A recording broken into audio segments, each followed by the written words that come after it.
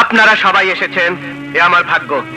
আপনাদের পায়ের ধুলো আমার বাড়িতে পড়েছে, এজন্য আমি আল্লাহর দরবারে শুকর জানাচ্ছি। আপনাদের অনেকক্ষণ বসিয়ে রেখেছি বলে আমি ক্ষমা চাচ্ছি। আপনারা সবাই গ্রামের গণ্যমান্য ব্যক্তি, ভালো মন্দের বিচার করার ক্ষমতা আপনাদের আছে।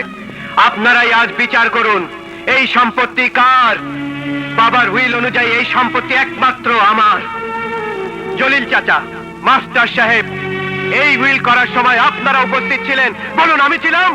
অথচ অভিযোগ উঠেছে আমি নাকি বাবাকে ফুসলে উইল করিয়েছি। বলুন আপনি ছিলেন? আপনি ছিলেন? বলুন আমি ছিলাম?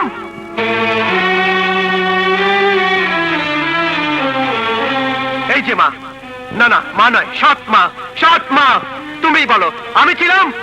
আমি বাবাকে উইল করতে বলেছিলাম? উইল লিখেছিলেন উকিল সাহেব, উইলে সই করেছিলেন বাবা, আর একমাত্র সাক্ষী ছিলে তুমি, আর উপস্থিত ছিলেন আপনারা সবাই। অথচ অভিযোগ উঠেছে আমি নাকি বাবাকে ফুসলে উইল করতে বলেছিলাম।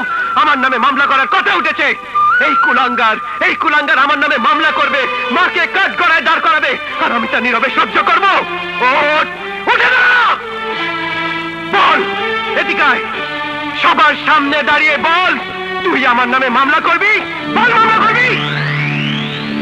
বলো বাবাজি। হ্যাঁ বলো না ভাইয়া। বলে ফেলো না। আহা, চুপ করে আছো কেন? বলো বলো বলো বলো। বলো না বাবাজি। চুপ করে আছো কেন? আহা, বলে ফেলো না। বাবা নেই, কিন্তু উইল আছে। এই সেই উইল, এই বিষয় সম্পত্তি সব আমার, সব আমার। এ নিয়ে আমি যা খুশি তাই করব, বাধা দেবার অধিকার কারও নেই। এই চাল আমি উড়িয়ে দেব, পুড়িয়ে দেব, আমার যা খুশি আমি তাই করব। উকিল সাহেব বলুন।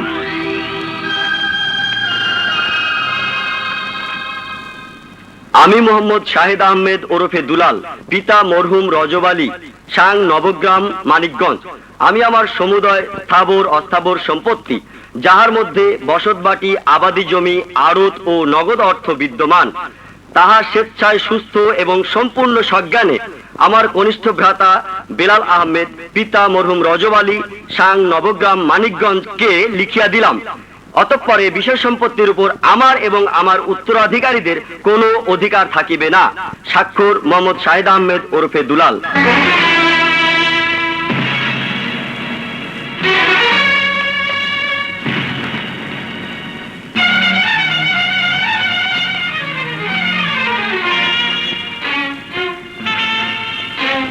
এই নে,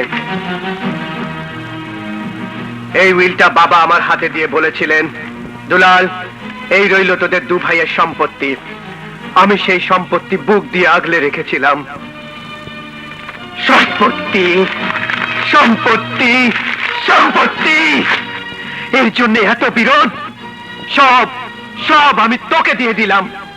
বাবা যা যা আমাকে উইল করে দিয়ে গিয়েছিলেন তার সব আমি তোকে দিলাম। শুধু একটা জিনিস বাবা উইল করে দিয়ে যাননি,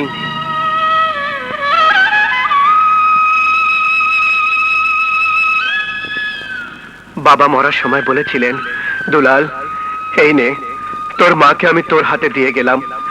আমি ইচ্ছে করলে জোর করে ধরে রাখতে পারতাম, এখনো জোর করে ছিনিয়ে নিতে পারি, কিন্তু জোর আমি করব না। মা, মা গো, তুমি চলে যাবার পর একটা রাত আমি ঘুমোতে পারিনি।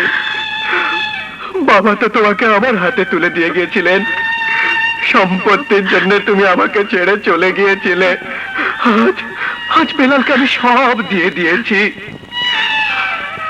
তুমি তুমি আমার সঙ্গে যাবে মা? আমার সঙ্গে যাবে মা? বলো মা যাবে? বলো মা যাবে? বলো তুমি আমার সঙ্গে যাবে মা? চুপ করে থেকো না মা, বলো তুমি আমার সঙ্গে যাবে?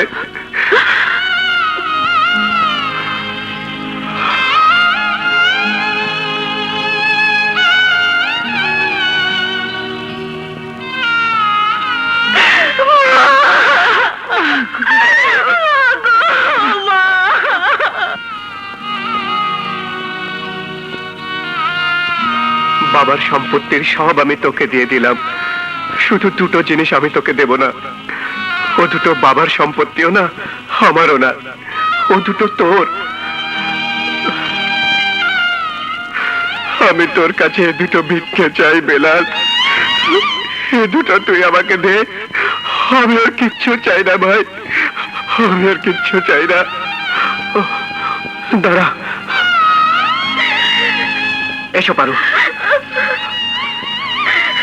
এই দেখ তোর ভাবি, এক কাপড়ে ওকে আমি ঘর থেকে বের করে নিয়ে এসেছি। কোনো সোনা গহনা আমরা নেইনি, একটা গহনা আমরা নেইনি।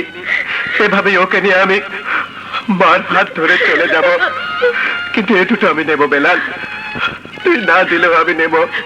হ্যাঁ, আমি নিয়ে যাব, আমি নিয়ে যাব, আমি নিয়ে যাব।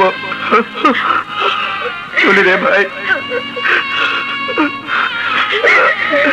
চলো মা, চলো পারো, চলো।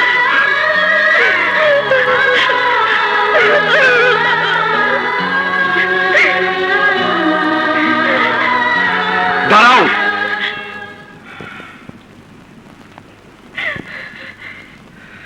বাবার সব সম্পত্তি তুমি আমাকে উইল করে দিয়েছো, কিছুই বাদ দাওনি। আমি জানি এবং গ্রামে সবাই জানে জীবনে তুমি কোনোদিন মিথ্যে কথা বলনি। আজ তোমাকে একটা কথা জিজ্ঞেস করছি, বাবা মৃত্যুর সময় তোমাকে কি বলেছিলেন? চুপ করে থেকো না, বলো, চুপ করে থেকো না, বলো। বাবা বলেছিলেন বেলালকে শেষ দেখা দেখতে পেলাম না, কিন্তু তাকে বলিস আমি দোয়া করে গেলাম একদিন সে ভালো হবেই। দুলাল, তুই বেলালকে ফেলিস নে বাবা, তাকে তুই দেখিস।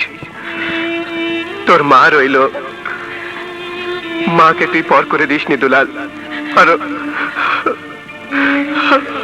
আরো অনেক কিছু।